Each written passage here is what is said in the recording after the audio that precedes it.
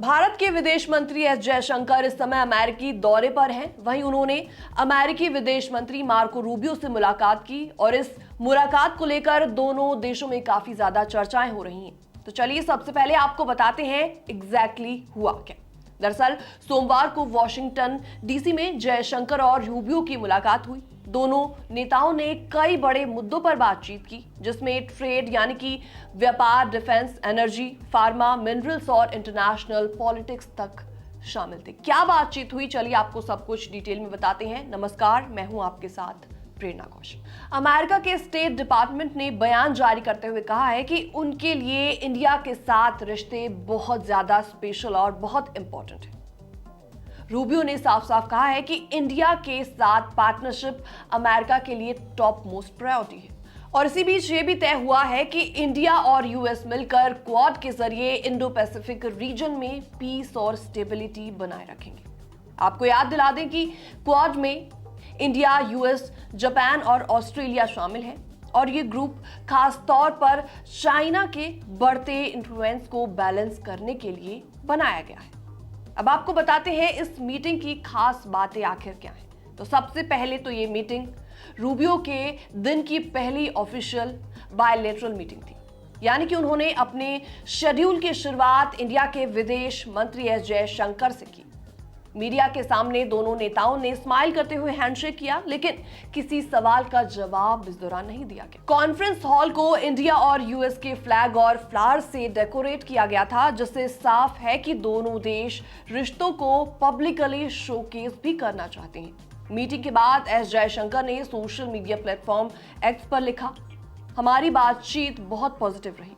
उन्होंने कहा कि हमने बायलैटरल और ग्लोबल इश्यूज पर बातचीत की और आगे भी सतत संवाद बनाए रखने पर सहमति जताई।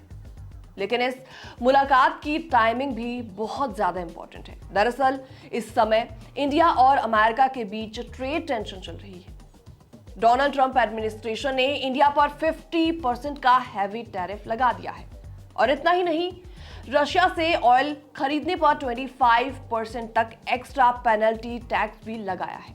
दूसरी ओर अमेरिका ने अचानक H-1B वीजा की फीस बढ़ाकर $1 लाख कर दी है। जरा सोचिए, लगभग 88 लाख रुपए। और इसका सीधा असर इंडियन आईटी इंडस्ट्री और वहां काम करने वाले हजारों इंडियन प्रोफेशनल्स पर पड़ रहा है। अब सवाल ये उठता है कि क्या एस जयशंकर और मार्को रूबियो की मुलाकात इन टैरिफ और वीजा इश्यूज पर कोई पॉजिटिव रिजल्ट लेकर आएगी, और क्या इंडियन कंपनीज और वर्कर्स को थोड़ी राहत इस दौरान मिल पाएगी। मार्को रूबियो ने भले ही इस पर कोई भी सीधा बयान नहीं दिया, लेकिन यह जरूर कहा है कि दोनों देश डायलॉग और कोऑपरेशन को जारी रखेंगे। यानी उम्मीद है कि आने वाले टाइम में टैरिफ के मसले पर भी कुछ राहत मिल सकती है। आपको याद होगा कुछ हफ्तों पहले ही दिल्ली में इंडिया और यूएस के बीच ट्रेड एग्रीमेंट को लेकर भी बातचीत हुई थी। इसके अलावा पीएम नरेंद्र मोदी के बर्थडे पर प्रेसिडेंट डोनाल्ड ट्रंप ने उन्हें पर्सनली विशेस भी दी थी और यूक्रेन वॉर खत्म करने में इंडिया की भूमिका की तारीफ भी की थी। इसका मतलब साफ है कि स्ट्रेटेजिक लेवल पर इंडिया अमेरिका पार्टनरशिप मजबूत बनी हुई है, भले ही ट्रेड और टैरिफ को लेकर डिफरेंसेस क्यों ना।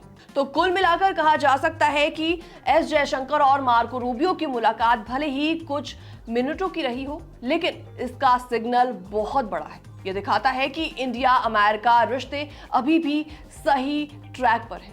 अब देखना होगा कि क्या आने वाले हफ्तों में टैरिफ और वीजा जैसे मुश्किल मुद्दों पर कुछ गुड न्यूज आती है या फिर नहीं। आपको क्या लगता है, क्या अमेरिका इंडिया पर लगे टैरिफ कम करेगा और क्या H-1B वीजा फीस वापस घटेगी? अपने विचार आप कमेंट सेक्शन में रख सकते हैं। बाकी तमाम अपडेट्स के लिए बने रहिए हमारे साथ।